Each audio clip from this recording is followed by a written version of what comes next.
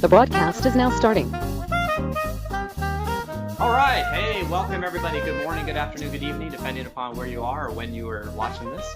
Thank you all for joining us. Yet another one of our great PixelMill webinars. I'm your host this week, Eric Overfield. Normally it would be Michael on our team. He is happily bringing home, I think, his three-day-old baby today. So congratulations to him and his wife on the addition to their family. So super cool stuff.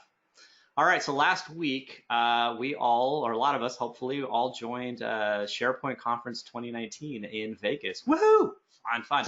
So what I did was we brought together some attendees, some of my friends, and said, hey, let's get together and talk about what all happened last week. And I thank you all for joining us. I hope we have a lot of fun, and let's go ahead and get started.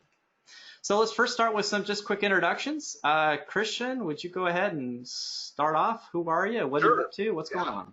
I'm Eric. I thought we were friends. You knew me. Yeah. Christian. So Microsoft MVP and RD. I'm based out of Salt Lake City. I run a company called Collab Talk, and we are an independent research and technical marketing services company. I provide, for example, fractional CMO services. So I'm the CMO for two other ISVs in the space, so Envision IT and Tygraph. So been in the space for many, many years, and I guess officially since 2006, and I was a user and admin with SharePoint prior to that for the year. And I've known Joel since 2004, so long time. Yeah, long time. Sweet. Anyway, but thanks for having me. Oh, yeah, thank you. Joel. And yeah, I'll jump in. Joel Olison, been working in the space a long time. In fact, I do just have a few gray hairs. But anyway, I've been working with the technology for a long time. I'm kind of in between. In fact, I just got the offer. I wish I could tell you, but you're going to have to just hold tight. Have not gotten the paper one, but yeah, super exciting. Things are in motion now. I work, my blog is collabshow.com. And I do some digital marketing as a bit of a side hustle. So if you're ever trying to reach the community, one of the things that I do a lot was infographics and webinars, and it's great to join Eric on this panel. I do that as Joel365. There's no website there, so don't look for Joel365.com just yet. Good. Yeah, good times. Wouldn't it be a .org because you're kind of an institution? Yeah, I agree with Interesting. Hadn't thought about that one. Institutionalized, whatever, semantics. Yeah. David. All right, thanks for having me, guys. My name is David Warner. I'm an MVP. I've worked for Catapult Systems, headquartered in Austin, Texas, but I actually live in Los Angeles. Like everybody else, passionate, been working with SharePoint for a long time.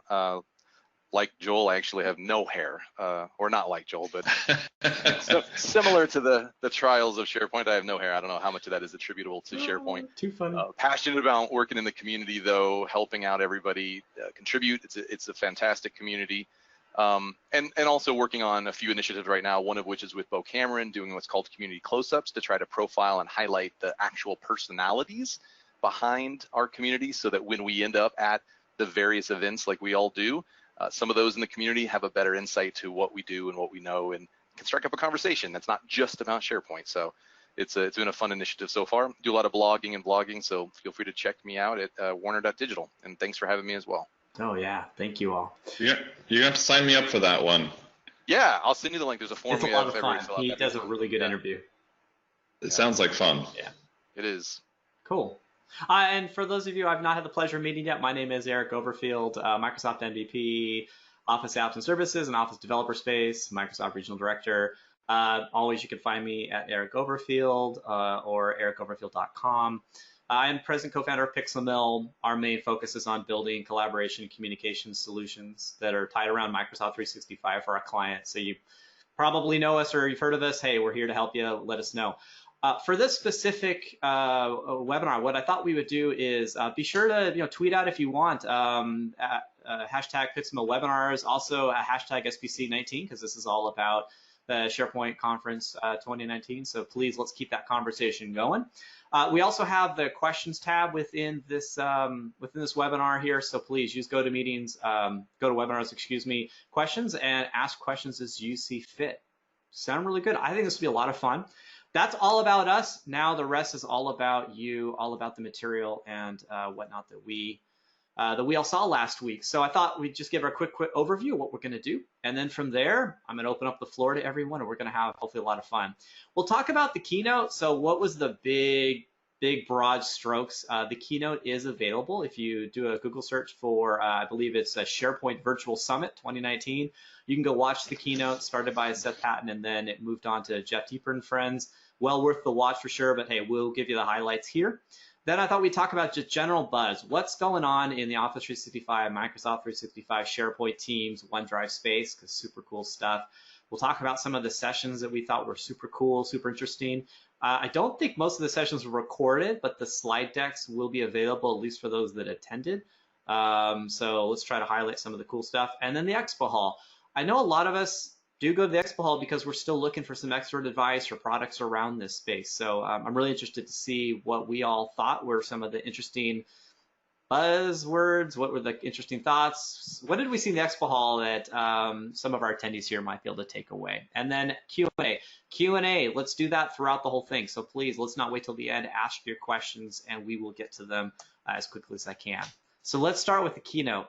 Anybody here, jump in. What's your thoughts? What are some of the main highlights you heard? What are some of the biggies that we need to account for today, tomorrow, and on into 2020? I think home sites were one of the big topics. Sure. Yeah, definitely. Yep.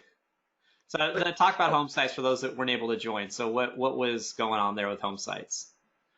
Well, I mean, I'll just jump in. It's what they're calling a landing site for your organization, right? So it's that one single location where your entire organization or internet can go to that crosses site collections boundaries, so to speak. So instead of just clicking on the SharePoint logo in this suite bar and going to that kind of personalized look, it's more of a controlled look that's going to allow organizations to provide more value as a single landing spot. And I'll even include the, I'll put this in the chat, the URL for the blog that talks about that. So others can take a look when they're able as well. I think almost immediately, if we're going to chat about the topics, please. Almost immediately, I saw the question in multiple locations via social of, wait, how is this any different from like what I can do building like a communication site? Yeah, I think you said exactly what that is. Like this is across an entire organization. It's going to be able to draw from those team sites and communication sites, and so it is more of a, I wouldn't say static because it's all dynamic. It's being fed from these, but it's that more that corporate wide destination for all of those different pieces going in. Mm-hmm. I've been joking that it's the My Site coming back. It's like, this is your view. It's the My Tasks, My Inbox, My Documents, My Stuff. It's just, it's what they wish they could have done back in the day. Now that they've got all the signals and all the hubs and all the stuff coming in, it's here's my stuff. Yeah.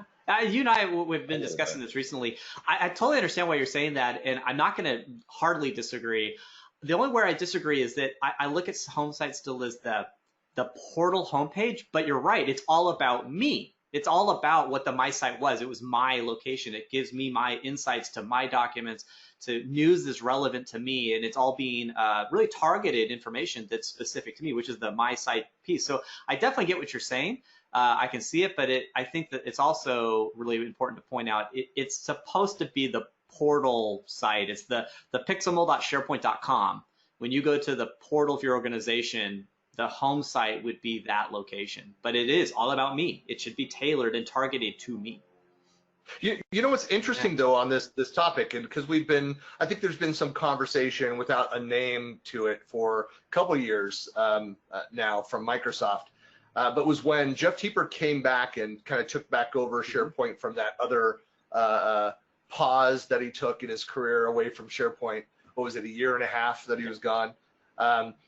So he talked about that he was surprised to see how strong all of the intranet in the box players were. And it's interesting, if for those that aren't familiar with Clearbox Consulting out of the UK, they have this annual report that looks at that. And I think that they're tracking something like 80 different intranet in the box. It's a lot. It's a lot. A lot of them. Yeah. A ton. It's a ton. It's amazing how many companies were created out of the gap that was left of SharePoint Online. You know, that's like you got to build something. Is there still a gap though? Would you guys say? Yes. Yeah. Oh yeah. It's hands down for me. It's you run it out of the box, and you're going to have to get some developers to build something for you. Yeah, I think it's a huge opportunity for innovation, right? I talk to a lot of developers like, oh man, another thing from Microsoft that creates and puts out of business what I just created, which was awesome. And to me, it's like, well, yeah, but there's definitely more gaps. That's where you got to analyze and get innovative and be creative and find out what can I do within the space that's now available to me.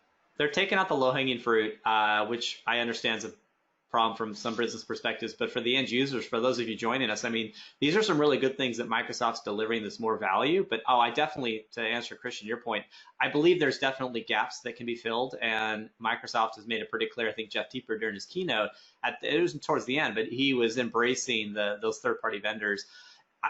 The low-hanging fruit's gone for sure. I don't think we're gonna see 80 canned intranets in the near future, but there's definitely some good winners that are doing very well, and I'm not concerned for them in the short term. My clients are definitely looking at it saying, hey, we still want a solution that has more features that we can get next month, not next year. So right. Yeah. Well, look, we're the reality is we all work in technology. Yeah. Microsoft is going to go and do the things which are going to sell more seats that are going to increase adoption and usage of their platforms. And sometimes it just makes sense to incorporate innovation that happened on the outside into the product. So if you're not growing, if you're not innovating, then you're dying on the vine. Yeah, that's always the risk when you're creating something. If you think about it from that perspective of most of the users are going to be small business and people who don't have the time to build something, there needs to be a really good foundation to build on. And the enterprises are very much going to want something catered to what they want.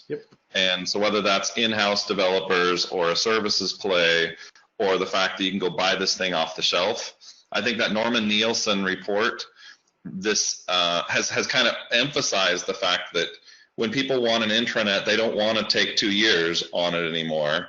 So that thing, hopefully that thing that takes 2 years has for the most part gone away. But the fact that there's modules that Microsoft's building, vendors that are building modules that enhance that it doesn't take you years anymore, that it actually is something that you can do, you know, from whether it's turnkey with the small biz and you know, a little bit of polish to people who actually want to build more with it. And I think that the great thing is the ecosystem has gotten a big boost, and the ecosystem is not it's not dead. There's actually a really solid partner play here, and will continue to be. Yeah, that's the luxury of owning the platform, right? Is that you can just incorporate anything you want. So when you see others that make something, you can't rest on your laurels if you're that partner or that innovator and say, oh, I created this. Microsoft will never create this in SharePoint.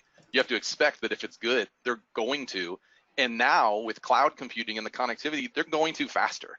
So you've got to always, like Christian said, always be willing to innovate and look and be creative. And you can't be looking at what you just did. You've got to be looking at what you're going to do.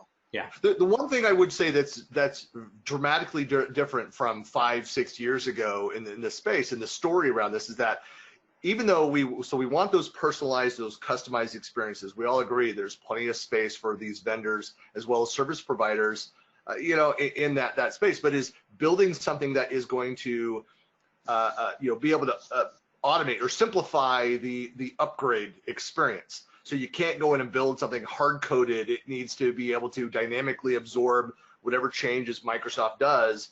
You know, so that is something that is different. So I'm not on the, you know, just the services side, the idea that like, let's go build you a website, let's go build you an intranet, and oh, we'll use SharePoint, but let's apply our old way of doing it. It's just this new technology around that. There is a different way of thinking about how to build these things out to make sure that when, as Microsoft in their evergreen update process or adding features, adding capabilities, that you're able to, look at those things and be like, okay, I see how this now impacts, and it just rolls into what you've built out.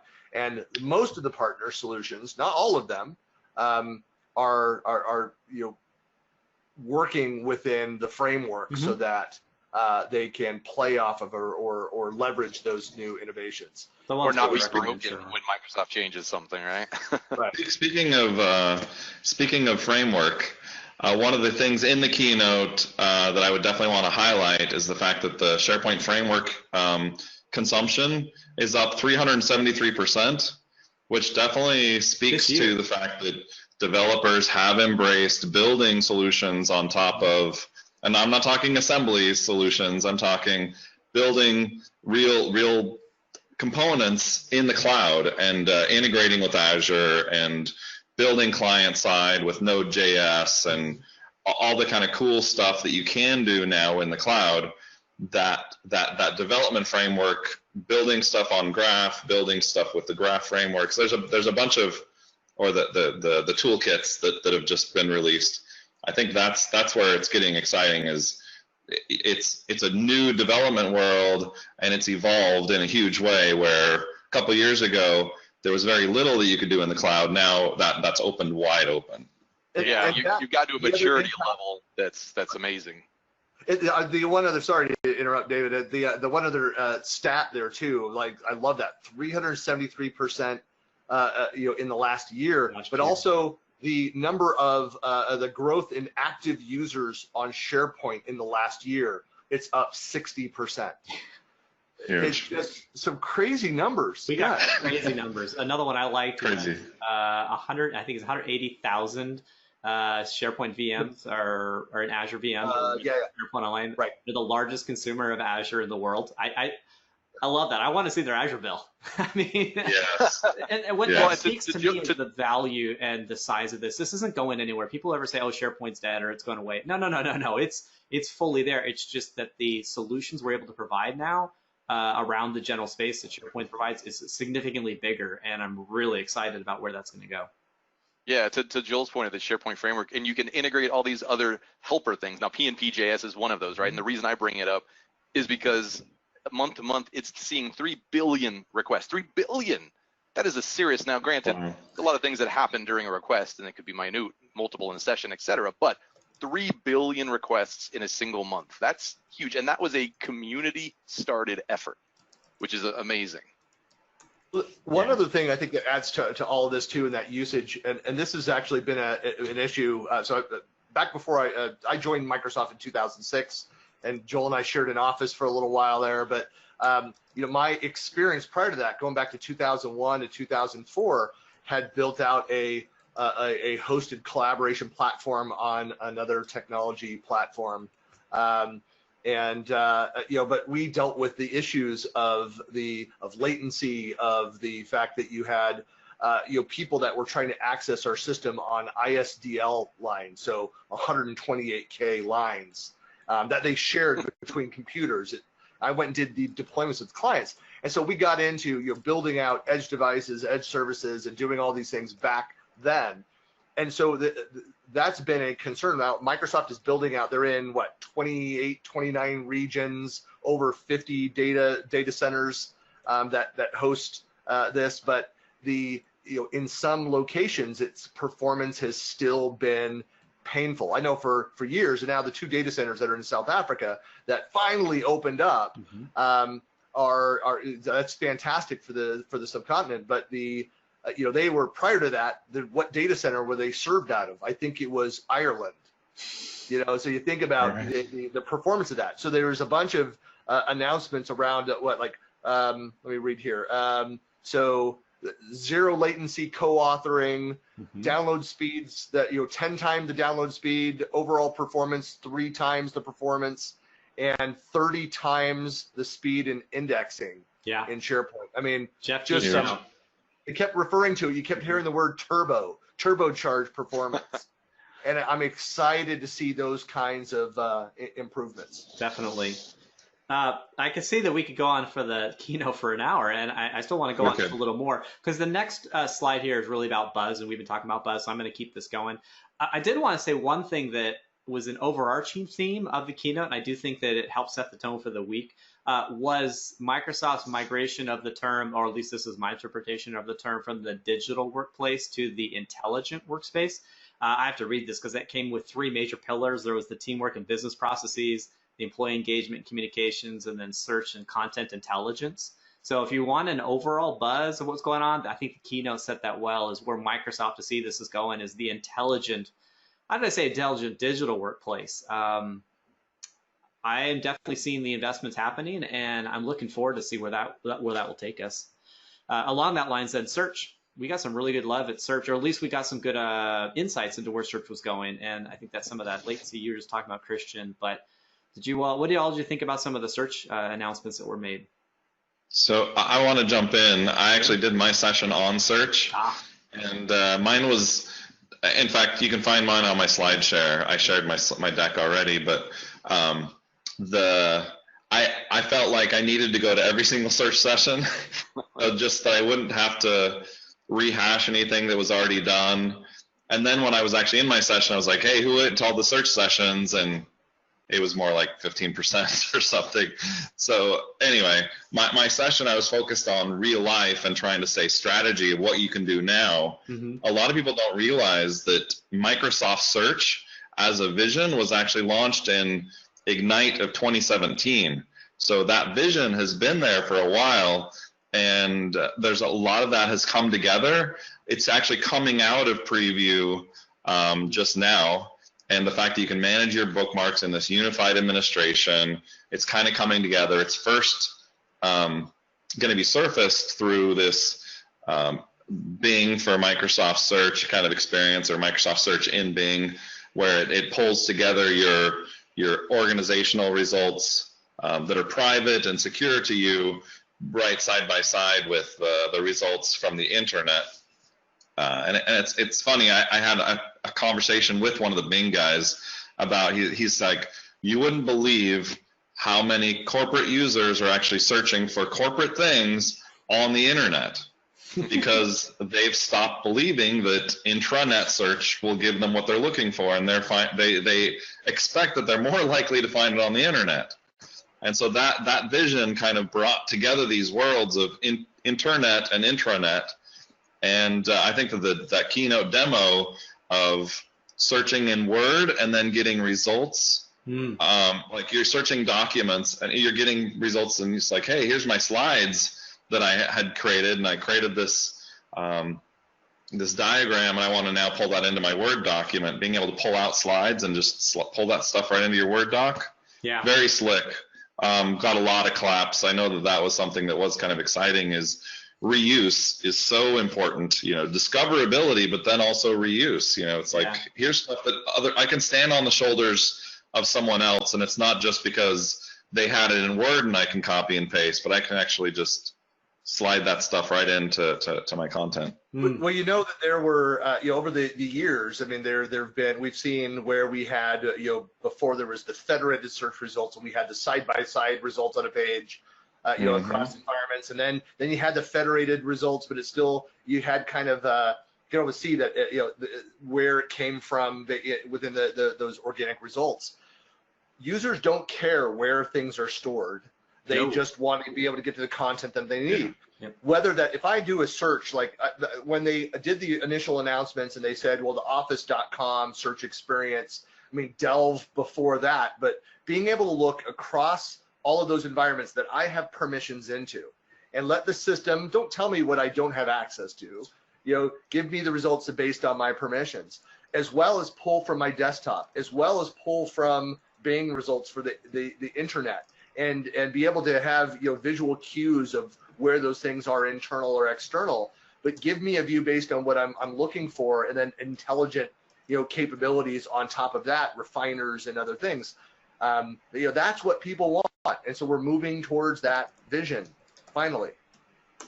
In touching on what Joel was talking about, content reuse, right? It's not just about finding it and then, okay, let me go spend a bunch of time downloading stuff and recompiling.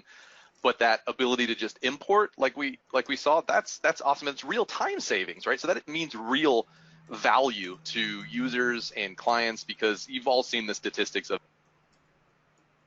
how many times in our life, or how much time in our life have we spent standing in line or waiting in an elevator, something like that, right? How much time we spent finding content, but then having to manipulate it and work with it and do something with it. Now it's real time savings for people, which is pretty significant. So talking about real time savings, I'm surprised it got one of the biggest cheers was renaming URLs. I was gonna say, who wants to talk about that? Sure. So highlight that, Christian. I mean, I think it's a big deal. It's actually telling in a way I don't necessarily want to say. But what was the biggest applause line of the keynote? Well, Naming I URLs. can't quote it. I don't know how to say it. Yeah, naming site URLs. I mean, that's great, but that's the biggest applause line. That's also kind of scary. Because it's a pain in the butt, Eric. That's it why. is. And we need it. No, I totally get it. You know, some team went and created a team site for something that we now need, and we can't. We need it. Like what? Or I created the dev marketing team site. Well, it's ready to not be dev anymore. I don't want to migrate 3 years worth of data we've been deving on, so I just want to rename the URL. I look at this as the necessary part 2 we've been waiting for the hub sites, announcement. I mean, part of the pain of administration historically of SharePoint was we had a reorg again, and so we need to go and shuffle things around and rebuild things and rename things and move content, and you've got all these shell sites and all this content floating around that. What was that? Doesn't where is that? We need and to so you go and do that cleanup, and hub sites helps answer some of that. But then sometimes you're just like, look, I put this out there and ready, but it's like, you know what? But then we've rebranded this, we've renamed this, we've moved something that's no longer. It doesn't matter. So to rename the URL and then it does auto redirects of any link to that is fantastic. That's huge. Big. It was a good applause line. It's just, Yeah. It's good they went to the end of the row too. It sounds like it should have been a simple thing, but it's got a lot of roots underneath it that mean a lot of things. I know. Exactly. Yeah. It was not easy to do. Yes, absolutely. Yeah. Very cool. Yeah, there's some other big things I heard. Christian, you had alluded to it with the zero latency on co-authoring. Was we got our preview of the Fluent framework, which I think was pretty fascinating. So Microsoft's working on a middle layer, a UI middle layer, to help improve the performance of user experiences and user interfaces. And I think as Jeff showed, live co-authoring, I think they had 4 different tenants open, or 4 different versions of Word open, and seen as someone was authoring the other 3 updated almost instantly. But they did the other one that had like the 18 or something on there as well. It was 9, I think, and it was auto translating, and the latency was a half a second. I mean, it was pretty impressive that as they're typing, it was then translating it in other docs. That was cool. So looking forward to seeing what that goes. What else? Cool. What else? I think the connectivity between SharePoint and Teams, right? So seeing content be consistent between them. So something as simple as list formatting, right? That's seems another one of those simple things that looks like, oh, it's a fun toy, but the implication of it and the value behind it is significant. And the custom formatters that they're providing to just users, power users, to not have to write JSON or even write any amount of code is ridiculously cool. I mean, it hurts my heart a little bit when they say you don't have to write code, right? I mean, I want to write code, but I understand the value that is being imparted and empowered to the common user within SharePoint to be able to define styling and coloring, and then seeing that move over into Teams as well. It just helps provide a better, consistent story. Absolutely. Yeah. The one other thing I was going to say that it's one of those personal things is the file requests capability. Okay. That is the ability. Sometimes it's great when somebody says shares a link, OneDrive, here's the files to go and share. But sometimes you're like, hey, here's what I need, and so to be able to send that request and essentially create this space that they can then go and put their artifacts into. Get back and get notifications on these. That's just fantastic. So it's like it is amazing how many times you've been running a SharePoint Saturday and you're like, hey, go put this on Dropbox, and you're like, why are you sending me a Dropbox? Why don't you send it to SharePoint? It's like, well, then I have to provision everybody with rights. So much has evolved now where we've got external links, we've got this new request files. It's going to be much, much easier to organize events and collect files. And there was some aspect of that where it's like it'll auto add your name on it. so that they don't collide, but you can use the same file as a response. So you being able to share the templates and saying, okay, just here's what, it'll automatically do some of that formatting for you. I thought that was pretty clever. I do think we're going to be using these a lot more, even within the community. You know, I think that you touch on something that is really important, a shift in the way to think about how these systems for collaboration is that you don't always need to have this strict top level down security around some of these activities. You want to have that line of demarcation between the rest of the system. I create this place, you know, somebody going to go hack into my invite for people to drop files into this one little space. No, but you know, will they try and hack into the broader system if I'm having to provision 20 people to add their slides into this? Yeah, like it's riskier and more overhead to do that. But the responsibility for security at that level falls upon me. I know who I invited in, you know, and then it's limited that risk to, you know, that little node that's out there. And they did actually add some cool features that they even showed. That idea of the bulk. You can take a bunch of sites and say, set these sites where the external users will expire after 90 days or 60 days, or the bulk approve for check-in, and as well that what are all the problems with these files? Show me the files that have, you know, required columns that aren't filled out. So there's a number of things that ease administration, make it easy for the users, and it's definitely from a compliance perspective of, I want to, there was an AIP kind of announcement, the Azure Information Protection, related to when I upload this file, it needs to be encrypted from the beginning. I shouldn't have to upload it, then go in and say I want it encrypted, that you can actually do it straight from the client. So you're actually getting these things, following the labels all the way from the desktop and beyond. It's an entire life cycle thing. And a bunch of records, compliance features as well, of being able to say this version is the record, this one can't change, but it can continue to be collaborated on and evolve from there, but we still have that original record. Yeah, we had some administrative side updates that they talked about for sure. I think what I heard at the keynote, it was at some point that the admin portal is supposed to have feature parity now to the Classic. Can any of you confirm that? Because that's what I heard. But I remember hearing that. We hear some stuff around security and compliance, which is pretty cool. I know labels are really popular with a lot of the people I work with for DLP. They talked about being able to classify sites with default labels, which I think is going to be super cool. I didn't hear anything really on SharePoint Spaces.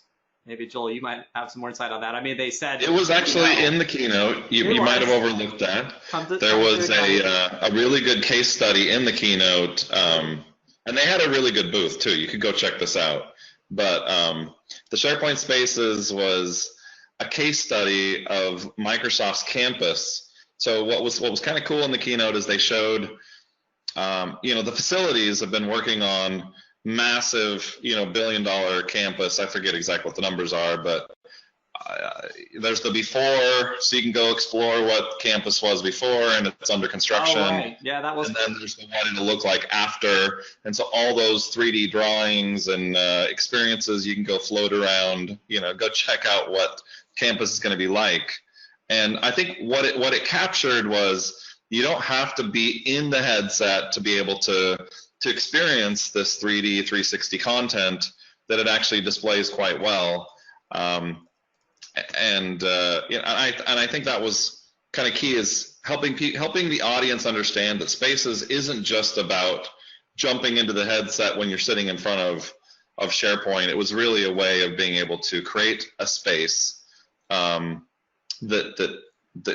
really kind of gives it a digital experience, an immersive experience. I think is kind of what it was after. Is you're going to get this content, you're trying to create experiences, and Spaces can help you do it in a much cheaper, much more streamlined, kind of quick way to create these immersive experiences. Mm-hmm. Yeah, and they said wait for Ignite. More stuff will be expected at Ignite. Yeah. Yeah. Cool. Yeah, it's still in that private preview right now. Yeah. They also talked about connectors in search, which I think is pretty cool. There was the idea of allowing Microsoft Search, SharePoint Search, Microsoft Search to be able to cross the organizational boundary to be able to talk to things such as ServiceNow or to index and surface other data outside of your tenant, which I think could be super cool. I have clients that are asking for this. They want to be able to surface ServiceNow and Workday and other such third-party components directly within their portal. I'm looking forward to seeing that happen. My interpretation is, and I have no knowledge on this, my interpretation that's not coming tomorrow. It's going to take a little while. But I think some custom connectors to hook up SharePoint and Microsoft Search to other things will be good.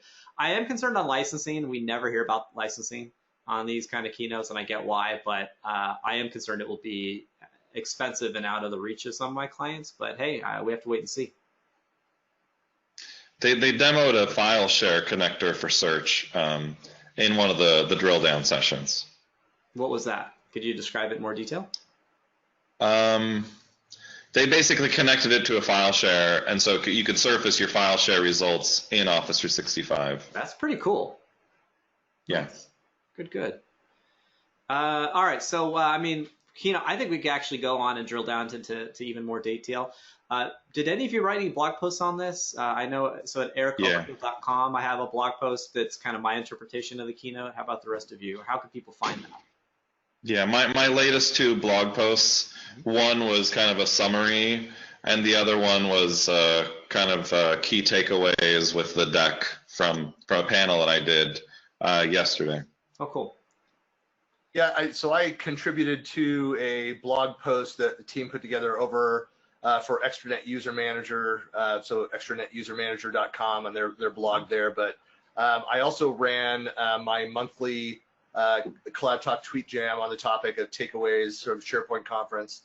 And we had, let's see, the panel, like 30 members on the panel and about 2 million impressions, over 2 million impressions in the hour.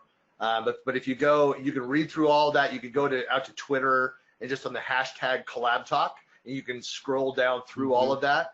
There's also, you can find it, the questions that were asked on my blog at buckleyplanet.com. But the other thing, if you want to look at the stats and drill into some of the questions and the sentiment analysis around the questions, is the tygraph tools. If you go to link.tygraph.com/collabtalk, and you can go look through on the last page, the last tab. It's all Power BI, so you can drill through and look at what individuals said the entire time. But it actually has tweet by tweet the entire flow of the conversation on that last tab as well. So it's cool. Just, that some tab. great resources. It's cool what that product does. Yeah. David, anything to share on the keynote? Any content you've created yet? No, just did a lot of social interaction with it, providing exposure. At David Warner 2 or Yep. Cool. Yep. Excellent. There was another one. I don't have the link in front of me. I'm going to have to put it in our show notes. So Sue Hanley, who I know the whole panel knows, a lot of you might know her. She's one of the business analysts extraordinaires in the space. She put together a slide deck. As far as I know, it's publicly available. It's publicly on a OneDrive. Yeah, I saw it yesterday. It's the roadmap slide. So what she did was she took pictures of the roadmap slides from the session she went to, and she curated other roadmap slides from Twitter that she found, and she put those in one slide deck. I don't know how to Google it. I'm sure you'll find it on Twitter if you look at Susan Hanley, I believe. I don't think it's Sue Hanley. Is that Susan Hanley? Susan. Yep. Susan Hanley. Yeah. I want to go find that right now. That. I got it. If any of you find it, put it in the chat, please do. But we'll put it in the show notes as well.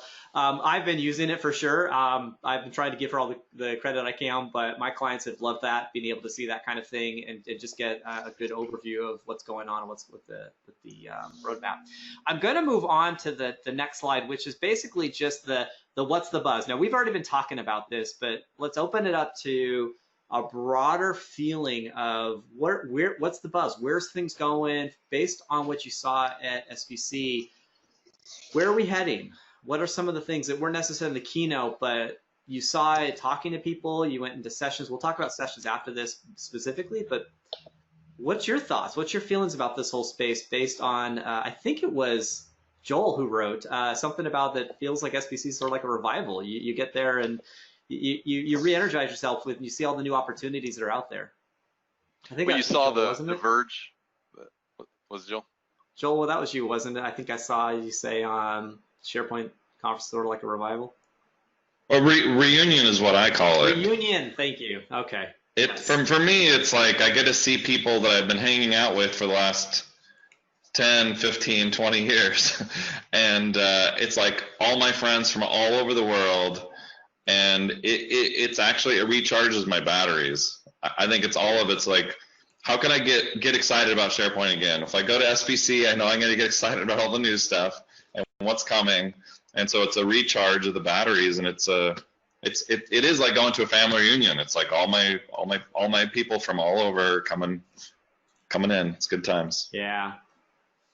Sorry, David, we interrupted you. Oh, that's okay. I was just going to say, I think there's a lot of excitement, right? You saw the Verge article on, what is it? Microsoft is bringing or putting the sexy into unsexy software, right? So does that mean we're going to see Justin Timberlake at the as the singer for next year's conference? I don't know. But I think that it is exciting because it is now feeling like it's grown up and there's a lot of sexiness to it. I think what I heard a lot of people talking about, the buzz was the balance of innovation from Microsoft and the fire hose that we feel like we're sometimes drinking from to try to keep up. Yep. And I think Microsoft is hearing that, right? I think they understand that. But I think that was one of the biggest things that I took away, that people were saying, we're really struggling to keep up. I mean, it's hard. But I think that I'd rather have that personally than the alternative, which is nothing ever gets moved. No information. Well, yeah. I had this chat, and I often say that one of the most common questions I'm asked, and I'm sure we all have the same question that we hear is, like, how do you keep up? As MVPs, how do we keep up? I mean, and I said, well, my answer is like, well, I have certain channels, certain people that I follow that are covering in depth in certain areas within the community. It's like plug into the community and leverage that.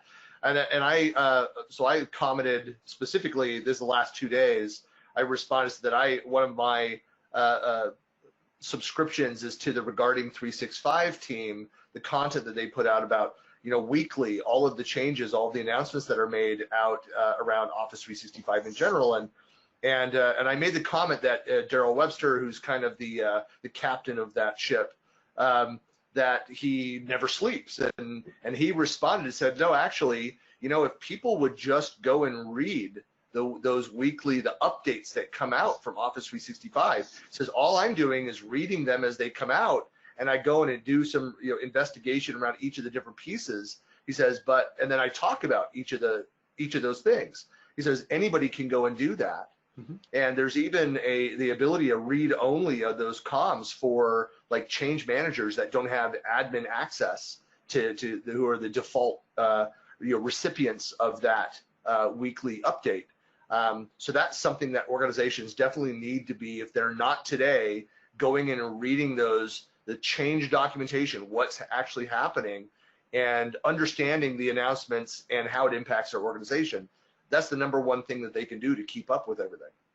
Yeah, that's huge. And you can get those in a number of ways, right? There's the roadmap site. You can sign up for your own free SharePoint tenant, and you'll get those emails. So if your admin is getting them and they won't give them to you, or you feel like you can't get them any other way, go to that. It's free. You can get it, and it'll come directly to your account. Yeah. Well, there's also that new monthly update that they announced. That was part of the keynote as well. And that is, let me see if I've got the URL, but that's, yeah, so if you go to resources.techcommunity, one word, .microsoft.com, that's a mouthful, /subscribe, you'll find that. So it's the stay up to date about SharePoint and Microsoft 365. So again, resources.techcommunity.microsoft.com. And I'll cut and paste that into the comments as well. Thank you. Yeah, and I found Sue, and if you didn't see it, Eric, I found Sue Hanley's tweet, so that's also. Yeah, I put it in the Q&A for us, and Ravi had provided a link directly to the file as well. Thank you. And Paul also had mentioned that there was a session just on keeping up with the change. I think that was on Thursday, I think. Yeah, I mean, Microsoft's well aware of this. The thing is, I do try to understand it from both sides. it is drinking from a fire hose. It's so much. It is hard to keep up. You kind of have to pick your battles on at what level you want to go. I'm sure David and I from the dev side, there's so much happening in dev. You can just stay focused on dev and keep deep with it. Your whole pipeline's full. You won't have more bandwidth really to do much more. So you might have to take a step up if you want to look at a broader view as well. There's just so many ways to keep up as best you can. That all being said, the Microsoft, I can also say, is not, their competitors are pushing potentially even faster. So if you look at Slack is innovating very fast, and they've got a whole large team dedicated to delivering that. And if you look at its competitor, Microsoft Teams is doing their best to keep up, and they are grading. I'm a Teams fan, I love it. Let me clarify. Sure. Teams outpace Slack. Yeah. Bigger globally. Corner. In growth? In number of users. Absolutely. Oh, totally. But yeah. Slack has a lot of features that still aren't in Teams. Now, there's some features in Teams not in Slack. But when you look at SharePoint, people I talk to, they want WordPress on SharePoint. They want to be able to really control the screen. And we're getting more and more abilities to be able to work with our page content and create a more rich experience without having to have heavy code kind of stuff, which is great. So Microsoft is moving very fast, and they have to move fast. If we had a 3-year cycle, if we had a 1-year cycle, Microsoft no one would be using it, because we would be going to Shadow IT to find those other services. So from both sides of the perspective, they're moving fast. They need to move fast. We've got to keep up. So one thing I think that may be helpful for people who tap into these kinds of things is there really is a cadence, and the cadence is True. The SharePoint conference is where they do Yep. a lot of like looking forward, announcing a ton of stuff, and then stuff should arrive around Ignite. Ignite very much is, here's the stuff that's arriving, here's how you can use and operate these things, and get very practical, where the SharePoint conference being, so it's really there's kind of two major events that if you can tap into these kinds of panels or tap into the content that comes out, there's kind of two major times where you do that. Obviously, all the rest of the conferences that kind of happen throughout the year that are regional, or the SharePoint Saturdays, that's where you kind of can consume more of that content and kind of tap into it a little bit deeper. But I feel like that's one of the major ways of kind of keeping up is tap in a couple times a year, regurgitate what's in those slides, download those, dig into them, try and tap in as much as you can, go there if you can. And then those kind of weekly updates or those subscription-based things, those are much more operational then. And if you ever do need to say, hey, is this particular feature coming out, you can go out to the roadmap, roadmap.office365.com, and then kind of searching, is this feature I'm looking for coming? So then you can kind of play it more piecemeal. But it's, I agree, the tech community as every well. month. Yeah, in tech community, obviously you're going to search all these spaces where stuff could exist. Yeah. You always go to where the crowds are. If you want to get the most rapid response from Microsoft personnel, tech community. Mm-hmm. True. Yeah. They definitely staff that in a huge way. Yep. Okay, let's see. Paula also said that messagecenter.show, it's David Glenn's weekly show where he goes over the announcements. Sydney, you asked if the roadmap URL is in the chat. It should be. Christian added it. Christian, you may have added it to. Did you make it to all? I just was adding it to the chat. Yeah, so it should be in chat there, Sydney, for you all.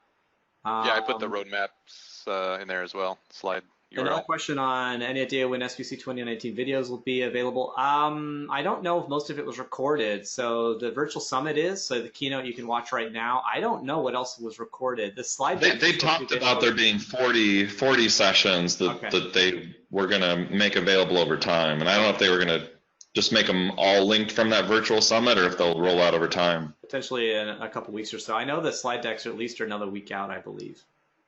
Probably. In interest in time, I am going to move on to the next slide, which talk about sessions. But we've been talking about some sessions. Let's highlight some more. But again, we can keep talking about key buzz and keynote stuff because I think that they all relate very well.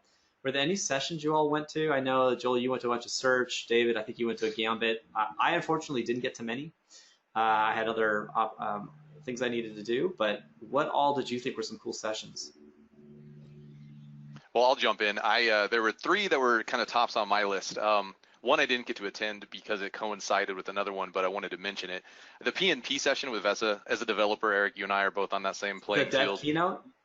No, not the dev one, but he had a specific session just for PNP. Yep. On how you can utilize the resources there. I thought that was encouraging. I mean, we're so plugged into that PNP team that wasn't really anything new that we didn't already know. But I think what was encouraging was the community that was showing up that wanted to either contribute or consume. And that's been huge. I think there's a number of contributors. I think I'd mentioned pre-show that last month in April had the largest number of contributors in the history of any 1 month period, which shows that a lot of people are wanting to help out. That helps out significantly in a number of ways. The other one was the Learning Center. This was a late Thursday session on the Learning Center, but to me, the cool thing was that that's being powered by the PNP provisioning engine, which shows that all these departments inside of Microsoft are collaborating together instead of doing their own thing. And then we end up saying, well, why is this broken? Because they didn't talk to one another. It's seeing a huge amount of collaboration. So I can paste some links in on that. The other one that was really quiet to me was the Kaizala. And this is something that I think is a low level, didn't get a lot of press, but is massive because a lot of its features are going to get moved into Teams, right? So Heather Gordon is the director of marketing. She just got here up into Redmond like 6 months ago. I'll be honest with you, when I first heard of Kaizala, I was like, oh, I think that's the international Teams. And I kind of just, disregarded it and moved on.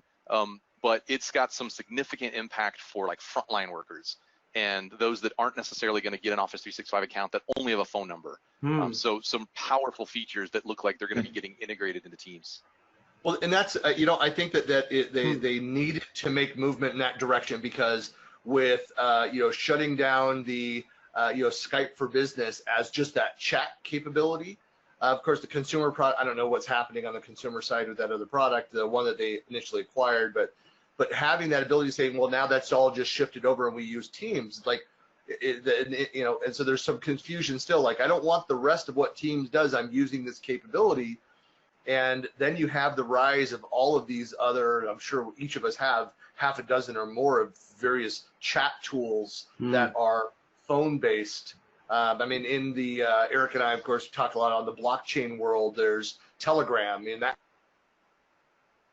kind of capability, which is, there's security reasons why it's used in certain groups, certain areas and stuff, but essentially it's SMS-based, it's text-based, tied to that, but has the richer capabilities that allow you to jump and do other things. Like, we need to have something that simple, that easy, especially dealing with people without having to add them as a guest or somehow have them in your registry. I just want to be able to contact a person, have a conversation. How do I do that? And so this is that roadmap is helping answer that story. Yep. And I feel like them having a end of the road description of that story is important. If they had just come in and said, oh, we're gonna bring in Kaizala, yet another application for us to try to explain to our clients in the community, then it could be much less adopted. But I think with them already having figured some of that out and defining it exactly how these things are going to emerge together, I think that helps, because then people kind of go, oh, okay, I get it. And if I'm going to start using it today, at least I know what the end of the road looks like. It's not like, well, I'll start using it, but I don't know what's going to happen. So I think that was a very smart move.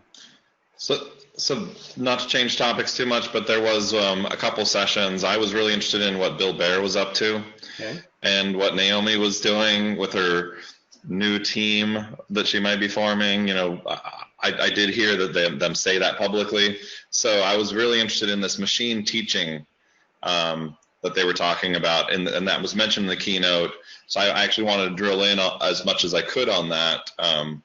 And when this idea of machine teaching, especially as it relates to documents and digital documents, I spent a lot of time when I was at Konica Minolta looking at things like Kofax, and where you're taking paper and trying to identify and machine read what's in these forms.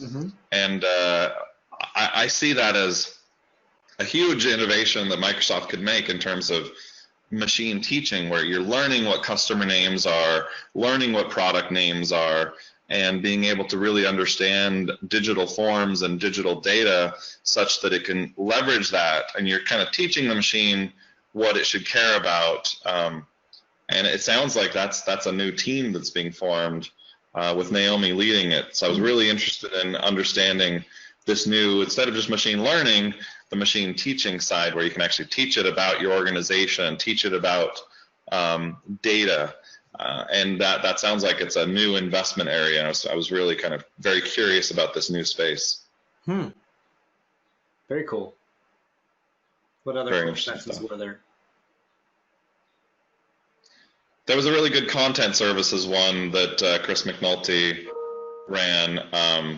Obviously, there's a lot going on in the label space, and as well as like the list space and how lists themselves are evolving. A lot of the old things like content types and those kinds of things, they're bringing a lot of that stuff back and innovating it and making it making a lot better. And I actually had to leave that session early before I could dive in too deep, because there was a search one going on at the same time.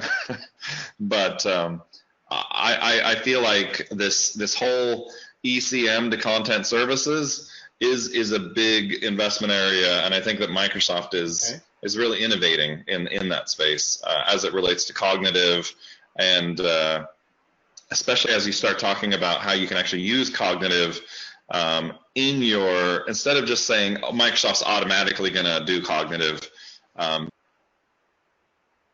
There's ways of using cognitive and Flow and Power BI and in your applications, and I felt like that was something that's going to become much more accessible as innovations are coming out, and I think is going to be a huge trend in terms of what services companies can do as it looks at the new platform and looks at where things are going. It's taking your business data and instead of just saying we're going to go store our content in SharePoint, now it's much more about how can we actually build our business processes and building applications around our data. It's big boost in the arm there. Robbie just made a comment that one of the best cases for machine learning is within SharePoint is to help auto tag content as it comes in, which I completely agree.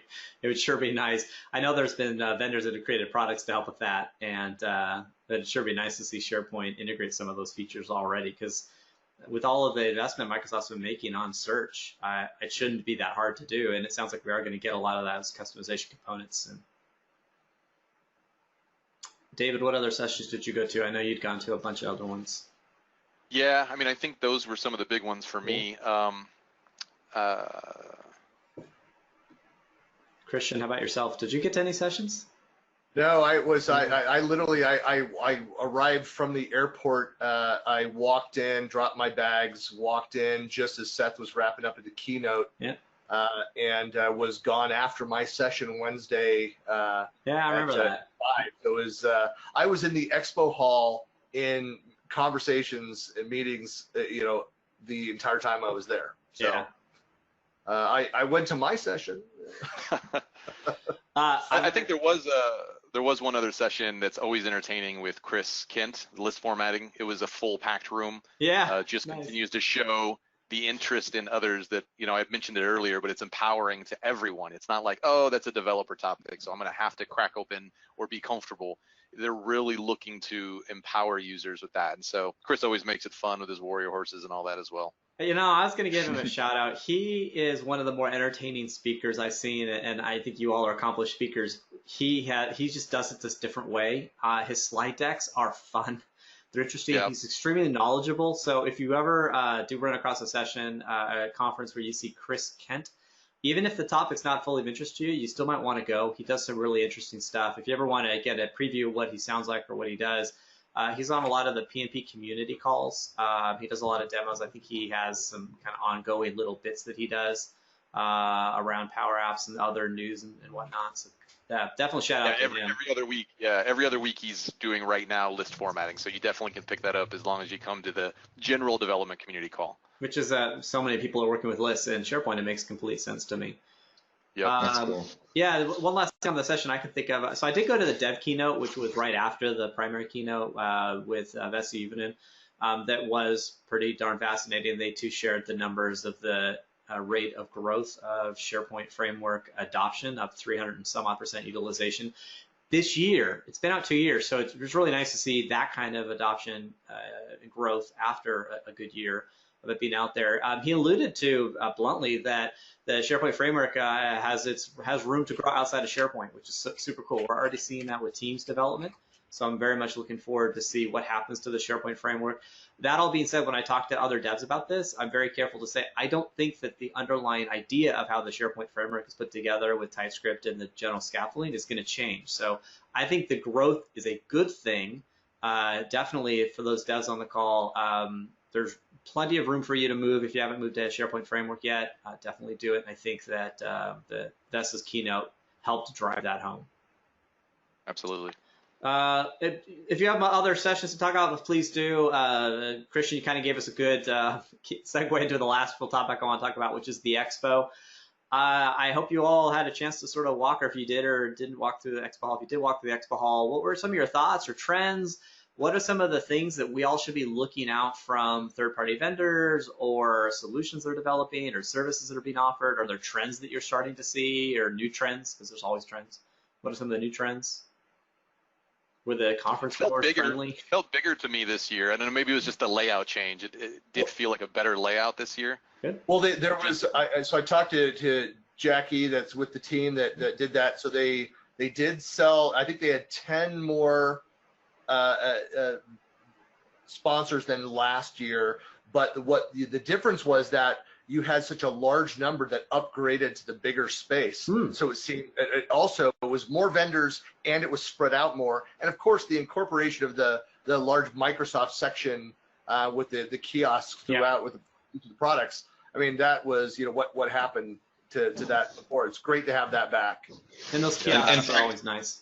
I wanted to shout out on the expo hall. I think that the Microsoft area it gave it a little bit of a Ignite kind of feel to it, where it was like Microsoft was actually there in a big way. Yep.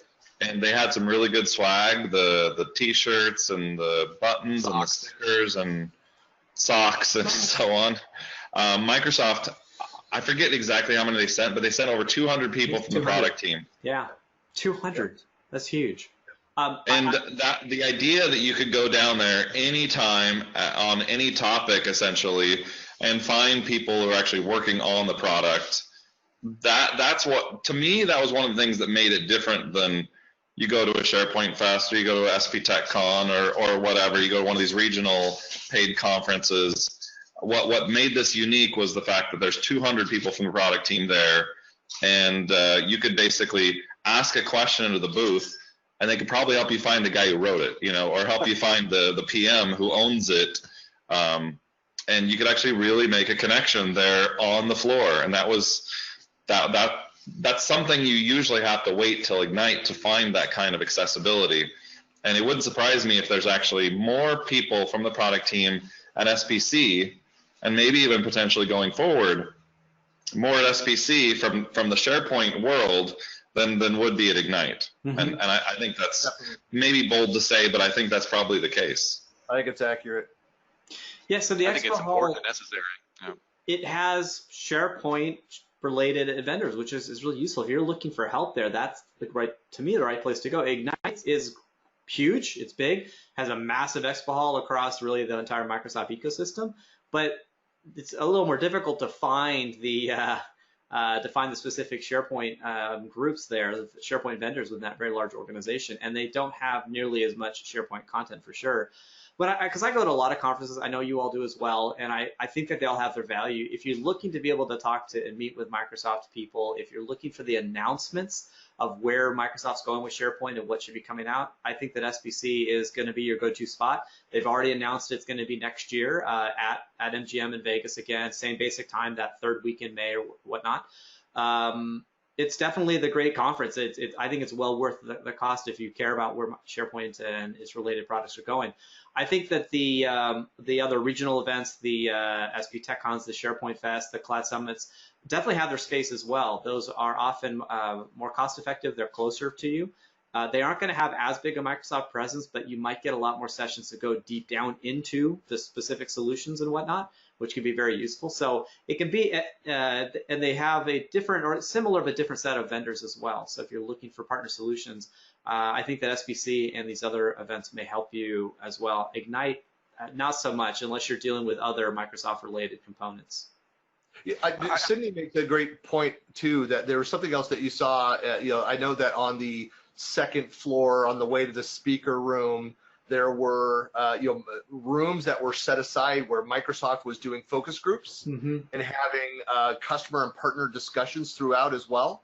And so that was, I mean, again, excellent to see. You see that happening at Ignite. You see that definitely at the partner conference, Inspire for the partner side of things. But to see that where Microsoft is really, they didn't do that last year. And it's almost like I want to phrase it this way. I don't mean it the way it sounds, but it's like they're finally taking this seriously again, But it is. And I know the sentiment too. They've been taken seriously. We all know that. But yes. Right. Yeah. But now they're looking at this, saying it's not just us and broadcasting out the information, but they're saying, hey, we have this opportunity then to take in this information as well. And so they had those rooms staffed and active conversations going on throughout as well. So that was great to see. Yeah. And I think taking it seriously, to that point, Christian, we're seeing that other ways too, right? So you mentioned there was 10 more sponsors, and some of those actually had me kind of take a double glance at them, like Adobe. I don't think they were there last year, were they? Right. I don't think they were there in 2018. No. I don't remember seeing them. They did at the partner conference, but I don't think they were at the SharePoint conference. Right. Yeah, and so I was walking through and I was like, oh, Adobe. I mean, I started out as a graphic designer, so as soon as I see their logo, I'm like, oh, what are they doing here? Yeah. And so, as you said, not only Microsoft potentially taking it seriously or more, but even other vendors and the rest of the world now is like, okay, things are stepped up a bit. Yeah. Yeah, the Expo Hall itself, it had a great set of vendors. I did see mainly ISVs, the software vendors, which makes a lot of sense. There were still some SIs as well, your service integrators, the consultants that would help you implement solutions on top of the Office 365, Microsoft 365. People seemed very friendly, loved walking the floor, is open a lot as well. So if you're looking at SPC or you're looking for a conference in 2020, I would definitely put this high on the list of the one that you'd be asking for. I wish it wasn't in Vegas. I'm going to keep saying that. I tell Microsoft that as well. I support it wherever it is. I'm going to go to it, definitely support it, but I hate Vegas, but that's just me. Well, I think if you were to compare Vegas versus Atlanta, it's like everybody's in all their different hotels. What's nice about Vegas is the hotels are big enough that most people are able to be in the MGM. I think that was what I found was when you're walking back and forth, you're seeing everybody in the community. Yep. So despite the fact that there's a ton of gambling going on, it's nice to be able to see everybody in a small space. Small but crazy large space, but it's very easy to coordinate with other people. It is, yeah. Yep. And that conference center being able to be attached to the hotel is nice. It's just like in Atlanta, it's separate. So everyone's commuting, buses, walking something. They're getting there by Uber. It is nice. And we all basically stayed at MGM. Now, a bunch of us got kicked out on the first night, but that was not the conference's fault. So those are some fun hotel issues. Having it the weekend after EDC, a very large music festival for 18 and 20-year-olds, is challenging. But hey, it is a good time of the year. It's not too hot yet, which is nice. In fact, it was raining. Totally unusual. That was beautiful. I know, except for the fact that since there's so little rain, if you went out and walked to the strip while it was raining, it was very slippery out there. So. Yeah. All right. So we're really coming up close on time. Any closing thoughts? Is there, if we can just go down the line, or anyone go first if you want. What is it, like a 1 or 2 minute closing thoughts on SPC 2019? What's some big takeaways that you really want people to remember? Well, I think what we all learned from this experience, this shared experience. I don't have anything. I mean, it was. It's always a great event. It's been, I've been to every SharePoint conference now. The first two as an employee. So I guess that doesn't count because I was in the hands-on lab I know, Joel, you were presenting too, but I don't know if you got stuck in the hands-on lab with me. But I know a lot of our team was in there staffing the place. But you know, it is. I mean, I would say that if you are own any aspect of SharePoint, this is the one that you need to prioritize and be there for, because it is. You're not going to get the content, the volume of content, and then be able to go and drill in and ask questions with all of the right people at any other event. They're just not staffed the same. It is just different. Yeah, I think the connectivity part is important. It's easier, I say that tongue in cheek, to keep up with Microsoft because of what their outlets that they provide. Things like the PNP calls helps us keep up to date if we can find the time to attend them, right? So even if you feel like, well, there's not a lot I'm going to learn from the sessions, like Christian said, being able to go into the expo hall and make those connections, talk to Microsoft, that alone is worth the price of admission for a lot of folks to be able to have that kind of access. Yeah. I think the part that's been surprising to me is how audio, how much video. You got the intranet zone podcast, you had the SharePoint TV. There was interviews that were going on continuously. I think there were like at least 2 or 3 stations of people just set up for video, and then you had the people that were kind of doing things on the fly, like Christian. That's what I was walking around doing a lot of that time. Yep. Yeah. There's so many people who do podcasts now that, your idea that you think that you can take the fire hose from all directions. No. There's so many different channels. There's so many different ways that information is being shared that, you know, as somebody who likes to be able to, you know, you talk about the parties, as somebody who likes to hit all the parties, it gets harder and harder every year to try and be able to just bounce from place to place and even to just know where they are. I was out by 8 a.m. Many of them this year were invite only. And so your ability to even share and say, hey, this is going on, I think it was almost exclusively every single party minus the SharePoint was invite only. And so there wasn't even your ability to say, hey, everybody, hey, all 2,000-3,000 people show up at this party. You know, there wasn't that, where in the past we used to try and, hey, people who listen on Twitter, let's go show up, and 100 people will show up. But it's getting harder and harder to be able to say, these are the 5 places to be. A lot of it was smaller groups trying to go to Top Golf or this bar or that bar, you know, and you know, need to pay attention to the chatter, but then and then go and make those visits, invest some time on the day one in the expo hall with those vendors. Yes. In fact, I think that there's even a key thing, like even if you went to the AvePoint booth or the what do you call it? Anyway, the various booths, you go to those booths and you say, if you just have a chat with them, they may not even tell you about the party. You have to actually ask them, hey, you guys doing anything that might require a wristband?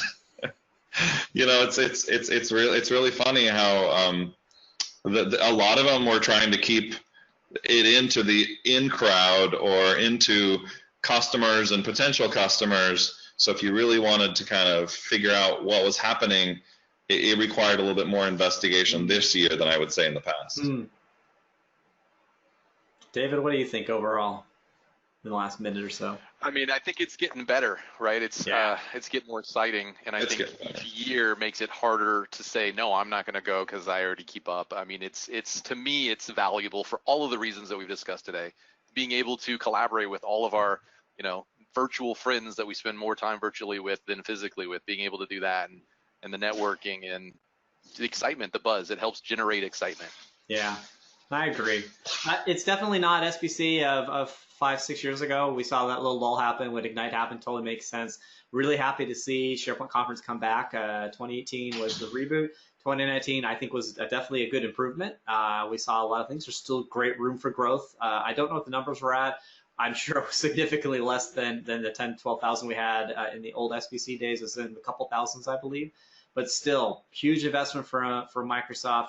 Absolutely great content. If you haven't watched the virtual summit, I do recommend it, or at least check out one of ours recaps or the written recaps. I think that will help you kind of get an idea of where things are going. So super fun.